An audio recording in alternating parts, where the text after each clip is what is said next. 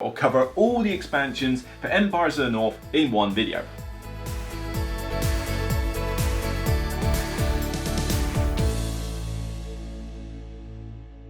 Hello everyone, welcome to another Beyond the Base Game review. Yeah, sorry I haven't done one of these in a while. Since Spirit Island, I kind of ran out of expansions that I was desperate to talk about, and then I thought, well, hang on a minute. Portal sent me Egyptian Kings, the new factions for Empires of the North, and it's like, I've never actually done anything for any of these expansions, so it's like, yeah, you know what? Well, I've talked about them briefly in the past, but not really done full-on guides for them, so it's like, okay, I'll do one right now. I'll cover all the expansions for Empires of the North in one video. Now, this is not a strategy guide, okay? I have not played the game enough, like 20 times per faction, to be able to tell you this is exactly how you use each faction. No, that's not what I'm getting at here. This is more just a summary of what each of the faction pack expansions do, and what like the factions play like, and also my recommendation from a buyer's perspective, which order you should get them, particularly when it comes to difficulty in using them.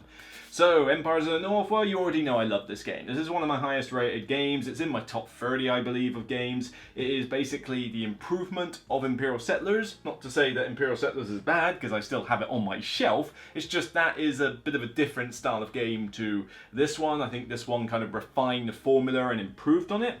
Mainly for the fact you don't have to deck build. Yes, granted, you could get away without deck building in Imperial Settlers, but ideally you might want to once you start getting expansions. Here, you just flat out don't care. Every single deck, every faction you get has its own deck, and you just go, boom, play it and see how it goes. So in the base set, you got 6 factions, and that was a decent amount to start off with, varying levels of difficulty, and they were all very distinct. But of course, you want more. And it didn't take long for Agasti and Portal to get on their case and sort of go, alright, let's throw out a faction pack expansion, like it pretty much followed it directly afterwards. They're out in stores before the movie is finished.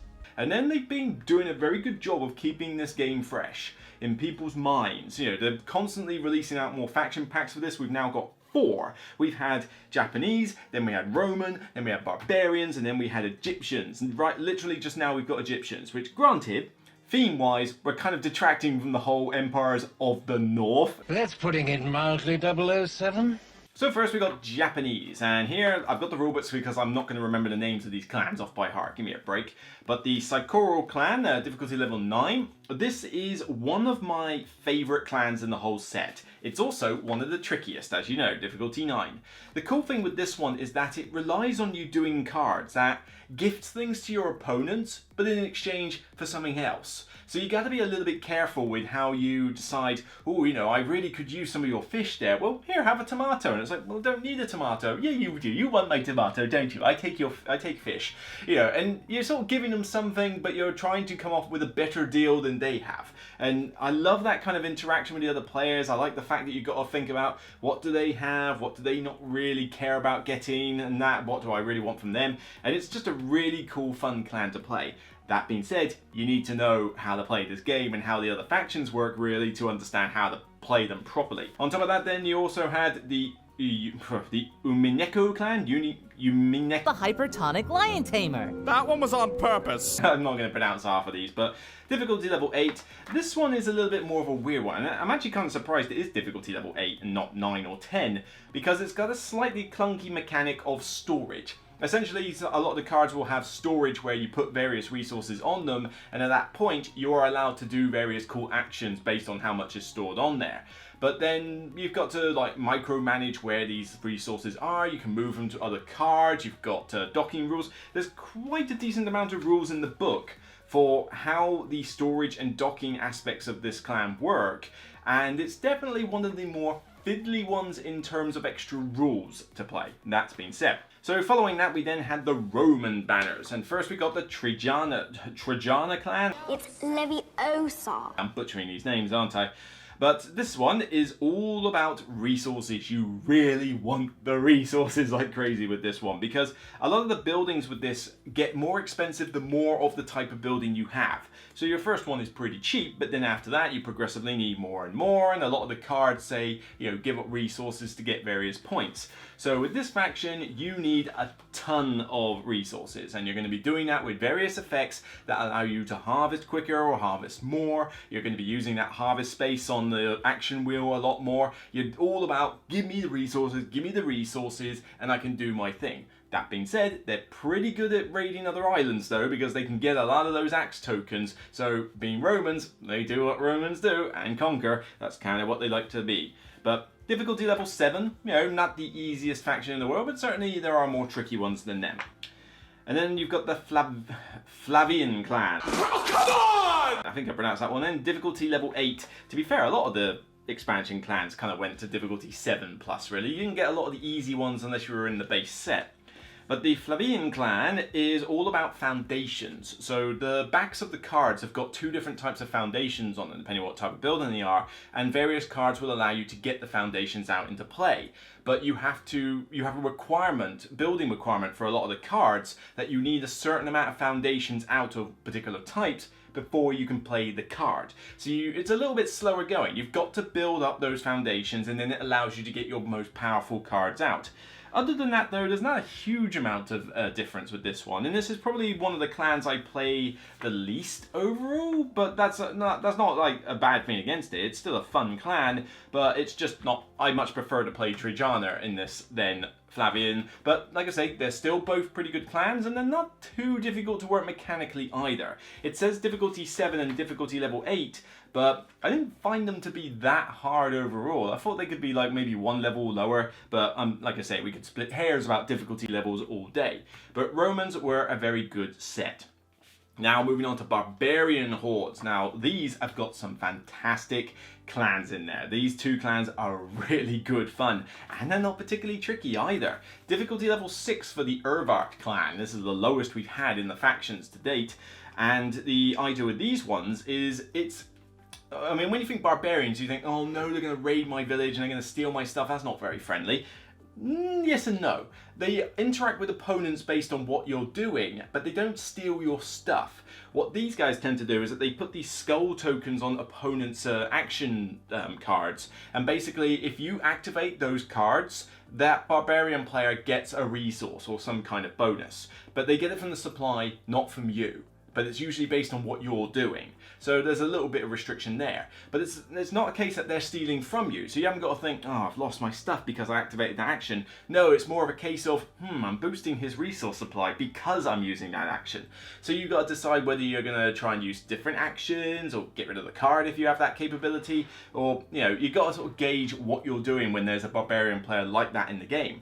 For me, I really enjoy it though, because it's great to be able to go to the opponents and go, right, you like that one, don't you? Right, give me stuff, give me stuff, give me stuff. It's just, it gives that extra level of interaction, which, to be fair, you know, to pros and cons, the con of the original base game is that interaction is a little limited. This one feels like there's a bit more.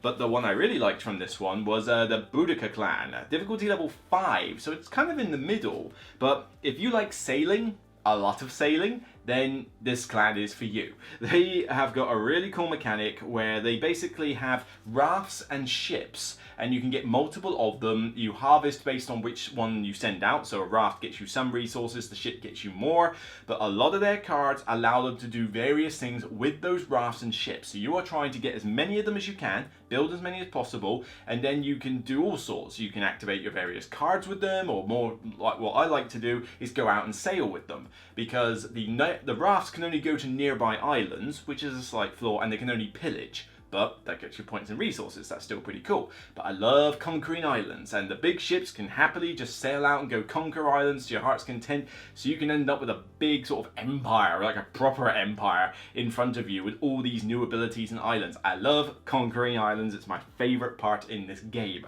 So I really enjoyed both clans in the Barbarian section, and particularly Boudica. It's probably one of my favourite factions to play, but as I say, I haven't really thought of a top 5 factions really. I need to play them a lot more to decide on that, but they're definitely one of my favourites. Now before we get into the second half of this review, please consider leaving a thumbs up on the video. It means the world to me to know you appreciate the content. Also, don't forget that this channel is sponsored by Zatu.co.uk. In the description you will find a code for 5% discount off anything you purchase off their website. If you like the sound of this game or anything else I've reviewed on the channel and you want to save yourself a bit of money while purchasing some great games, consider visiting Zatu.co.uk and making a purchase today. Now, on to the rest of this review. And now, Egyptians. We got the empires of the south, I guess, Egyptians here, and these are definitely pretty tricky ones to use. We got difficulty level 8 and difficulty level 9, and yeah, you can almost argue that both of these are 9. They are pretty complex ones.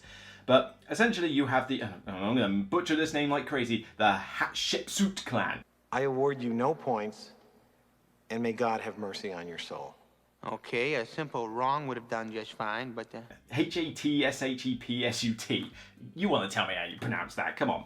But this is an interesting one where you draw some extra cards at the start, and the back of the cards, a bit like the foundations from the Flavian clan, have got little trees on the bottom. And the idea is that you slot them underneath your fields at the start and other potential fields. But then what happens is this clan focuses a lot on assigning workers, like as much as the drinking beer one from the base set, I forget what they're called. But here, you put the workers out on those cards, but they never come back. So populating is quite a common action you'll want to do to have enough workers to use the cards. But you can move them around, various effects allow you to do so. But what you're doing is once you've got the workers on the fields, when you harvest from that field, not only do you get the resources from the field, you also get harvest resources based on the harvest like tree symbols that are showing, which could be more wood, it could be more tomatoes. But they struggle to get tomatoes and wood. Apologies if you can hear a plane outside, but they struggle to get the tomatoes and wood from normal resource generation. So this is their primary way to get those two resources. So using the action wheel more than twice in the round, or building certain things or doing certain resources where you can spend wood instead, has to be done via that harvesting means. So there's a lot of micromanagement of the workers, trying not to run out of workers, trying to move them across to the right cards you need. You can build quite a lot of your deck pretty easily with this one, I must admit. Certainly I think a bit more tricky, definitely worthy of a difficulty 8 rating. But whew, you on difficulty 9 or difficulty 10 I feel these people should be? Wow, the Amenhotep clan. The Amenhotep, yeah, it's a lot easier to pronounce than the other one, believe me.